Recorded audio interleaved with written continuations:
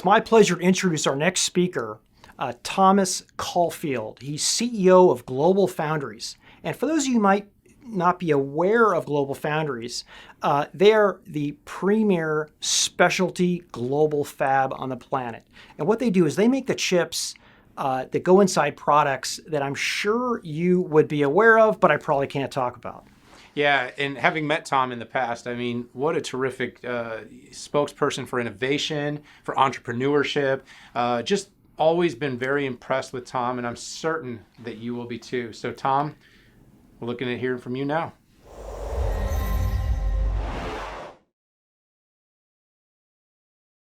Hi, I'm Tom Caulfield, CEO of GlobalFoundries.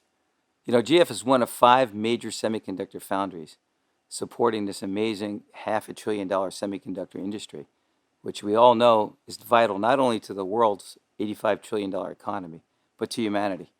Let me take a moment to give you a little bit more perspective on GF. Essentially, we add all the rich features to electronic devices. Take handsets, for example, mobile devices. We create the chips through our customers that make them connect to the baseband, that enable the image sensor for the cameras, that make the audio work, that provide secure transactions. The touch screen works.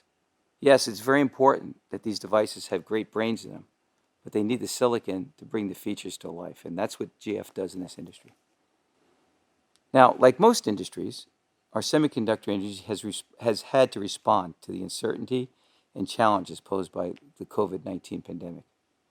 For GF, our amazing worldwide team of some 15,000 employees has responded to these challenges, and I'm proud of them, and I'm proud to report our operations and business has delivered to all our customers worldwide in unprecedented fashion while maintaining the safety of each other and the communities in which our teams live. Safety has been our number one priority. You know, a year ago at this time, I may have been presenting to you on a stage. Today, this pandemic is forcing us to rethink the way we communicate and the way we do business. You know, more to the point, the COVID-19 crisis has accelerated the shift to digital transformation, as we've all discovered that remote work, once considered a fallback, once considered the alternative option only if needed, can be implemented real-time and at scale for the enterprise. It's not only to help us cope with the social distancing measures associated with this pandemic, but how to become more agile, productive, and inclusive in the post-pandemic world. Now, the very notion of the enterprise network and its relationship to the public and hybrid cloud architectures is being reimagined in real time as we sit through this pandemic and through the lens of this healthcare crisis. It is clear we need to widely distribute networks because employees are no longer always present in their enterprise, in their company's walled garden of connected security, but instead they're logging in from everywhere in the world remotely via a VPN, using multiple networks not protected by the company's security. This is the opportunity COVID-19 has presented to the semi-industry. This is the catalyst to accelerate the world's next digital transformation. So before we go forward and think about the future, let's take a step back and reflect and look where we came from. For economies to be competitive, for economies to be considered first world, a policy focused on building physical infrastructure has always been necessary. It's foundational.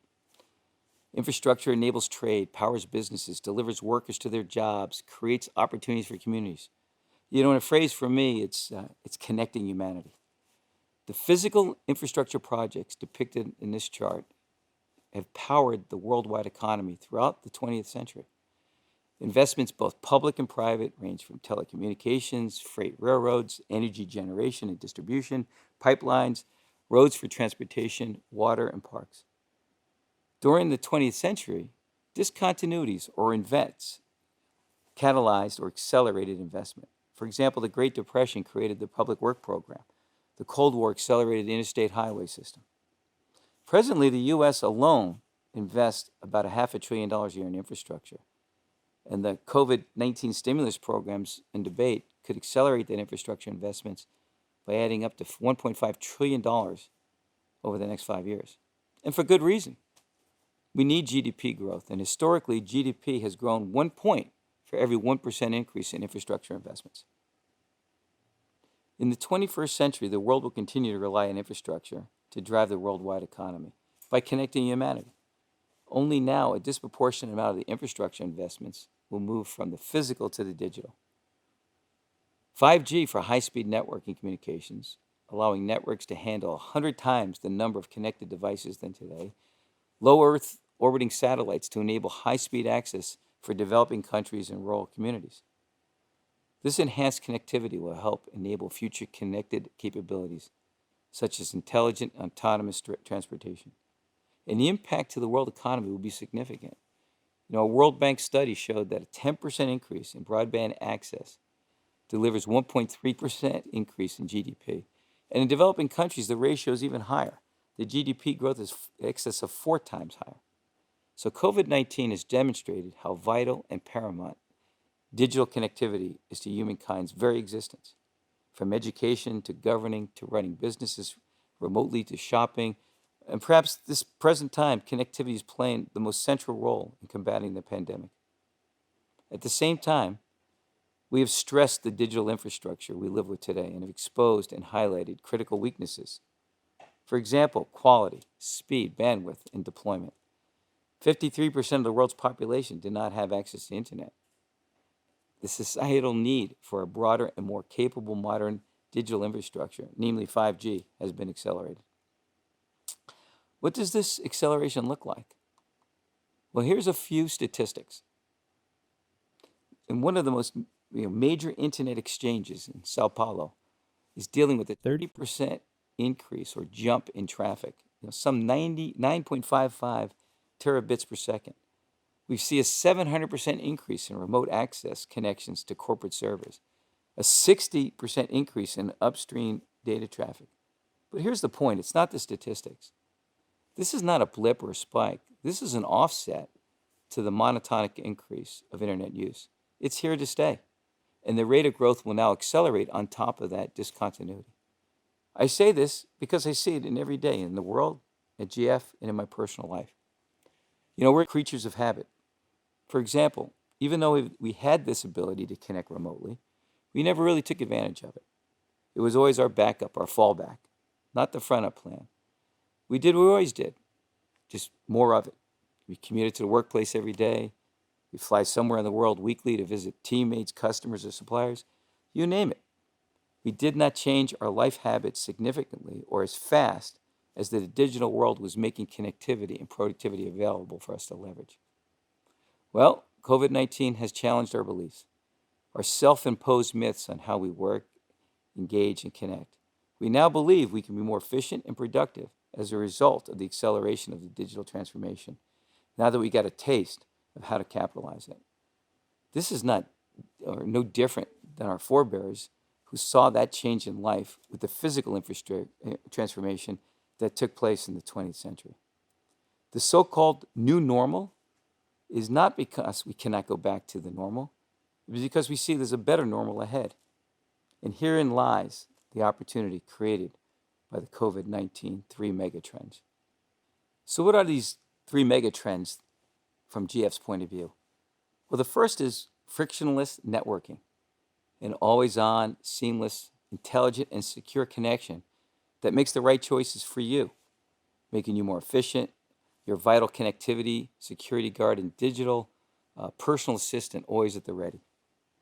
Another one is virtualization, which is enabled by a high-speed backbone of compute, storage, and connectivity, essentially sharing of large-scale digital infrastructure for efficiency. The future is in data. We've heard it often said, data is the new gold. But data only becomes gold when you do something with it. You take action, you make a decision. This requires real-time processing of data and analysis. Hierarchical AI provides the speed, scale, and compression to truly extract value from the Bronto bytes of data that's growing that is in our world today. So let's take a look in a little detail on these 3 trends. So let's start with frictionless networking. As I said, it's always on, it's seamless, it's intelligent, and secure connection.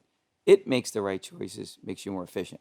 So you no more navigating airport Wi-Fi or third-party cellular data services. This is all managed in the background.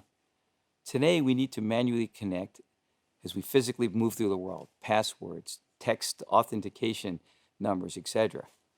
How is this any different from the days when we dialed? Yes, I said it and I own it. We dialed a long distance call. The operator came on or some voice came on and said, "Hey, you need to dial a 1 to make this call. Please redial using a 1." And you said to yourself, if you know I need to dial a 1, why can't you do that for me? Why do we think our network is any different today than those telco networks? That we have to do all this work to guarantee our own connection and security. The frictionless network of the next generation of digital includes a digital security guard. And it does all this authentication and security automatically and in the background. It connects to safe networks and rejects bad ones. It provides automatically and manages the connection to offer higher security for transactions like secure pay transactions or blockchain-based authentication services. Also part of this is you have your own virtual digital assistant. It's always on and available. It understands and even anticipates what you need. For example, let's say your digital assistant hears a conversation. You're talking about vacations, taking time off, and it automatically does some search on locations. It recalls conversations you had about places you'd like to see. And it does a whole bunch of research on flights and hotels and pricing. You get to focus on the trip and the things you need to do, and all this time you'd have spent doing research has been done for you. This is just one of thousands of examples, and I think we're only limited by our imagination of what a digital assistant could do for our life. Okay, let's move on to megatrend number 2, virtualization. There are several types of virtualization, and what they all have in common is the need for high-speed backbone of data, processing, storage, and transport. This is an important aspect for the next digital transformation. Let's look at network function virtualization, or NFV, is a great example. It's essentially network processing is done in the cloud. Data is transported from a dumb access point to clouds for processing and then returned. You don't put all this capability in every radio or every access point. Virtualization of the network enables the services to be delivered and scaled at significant bandwidth, speeds, and at much lower cost than from processor-enabled access points we use today. Also, the flexible nature of virtualized networks, the speed and deployment of new services can be greatly enhanced. A new feature will come via software push versus a hardware upgrade to the user. Beyond this, DARPA and other research agencies are beginning to completely reimagine the network through concepts such as distributed and heterogeneous networks, where data optimizes its own path through the nodes based on user-defined priorities like cost, latency, speed. And again, this can only be activated through cloud-based network virtualization. The other view of virtualization is interesting. It's the human side, the personal virtualization, which is the concept of the holographic telepresence of the individual. For example, in this picture, you see a family gathering, and maybe not everybody can make the trip, but they're more present than just a two-dimensional image. They're a holographic presence. Look, Zoom or Google Meets type meetings, that has certainly saved the day during the COVID-19. By now we've done this for more than 4 months, 7 days a week, 12 hours a day. I think we can all agree that personal virtualization would enhance the interactive nature and engagement experience in meeting remotely. To do this personal virtualization or these holographic telepresence, data rates need to significantly improve, over 500 gigabits per second for even small holograms with latencies less than 5 to 10 milliseconds. This is a significant uplift from where we are today. So let's move on to the third megatrend. It's hierarchical AI. Hierarchical AI is having artificial intelligence everywhere, from devices to senses, from the edge into the cloud. This is effectively how we turn data into gold. We use it to do something, make decisions, take actions. Hierarchical AI improves efficiency by first parsing the data to extract important information, and then compressing it so you move more efficient transport into compute and store. We will need data compression capabilities on the order that's 100,000 to 1. Roughly the bio-inspired estimate that with the human brain or how the human brain works. In addition to data compression, hierarchical AI will need new and novel compute architectures. For example, neuromorphic or systolic systolic computing. Without new compute architectures, the current path of Moore's law scaling in single-digit nanometer transistors is approaching a dead end. It's not technically limited. It's a date with destiny for another reason. I say this because data centers alone, if we continue on this path, will consume all the world's generated electric power within the next 2 decades if we continue to blindly take this present-day approach with highly inefficient compute architecture, using smaller and less efficient transistors generation after generation.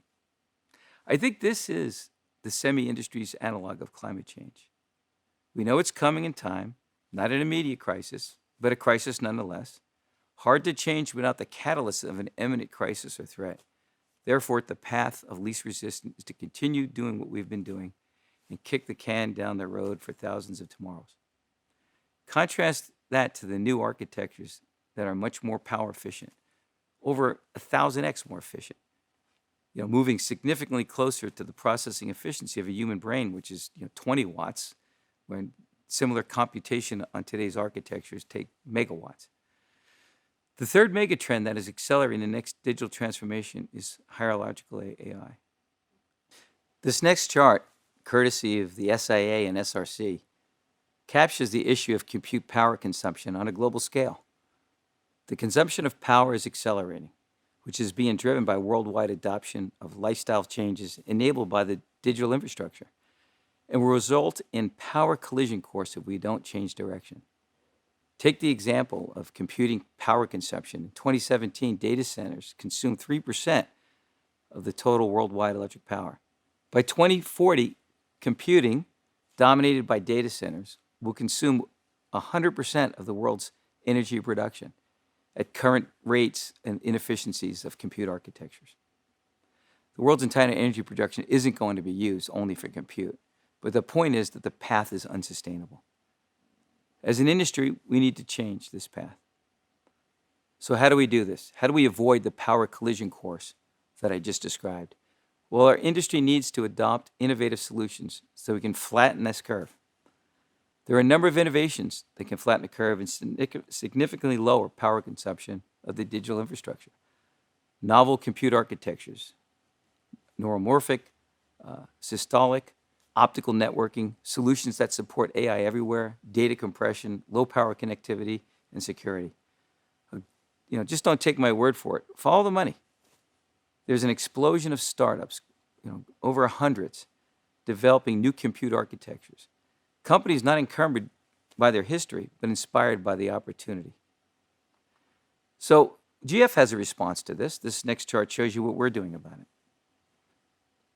We want to participate and, more importantly, enable these megatrends. We believe in this future and the solutions required to deliver this future. And as you can imagine, we are focusing our R&D and capital investments consistent with these megatrends. We are developing specialized application solutions to enable power-saving innovations. For example, our FinFET technology, we put low-power logic and low-power SRAMs. We're the leaders in fully depleted SOI solutions for new compute architectures, that we have the combination of good digital performance, great connectivity, and embedded memory. This brings AI to devices, sensors, and the edge of the network. We have and will continue to innovate in silicon photonics to enable high-speed backbones for data processing, storage, and transport. And our RF solutions, based on SOI technology for client-to-edge connectivity, and our SIGI solutions for edge-to-client, are world-class and will continue to make investments to continue that performance. And then lastly, we're going to put embedded memory features and enablement on all our technology platforms for security. So let me close with the following. 2 years ago, GF pivoted from Moore's law scaling because of the physical limitations of our business scale and the resulting unsustainable business model.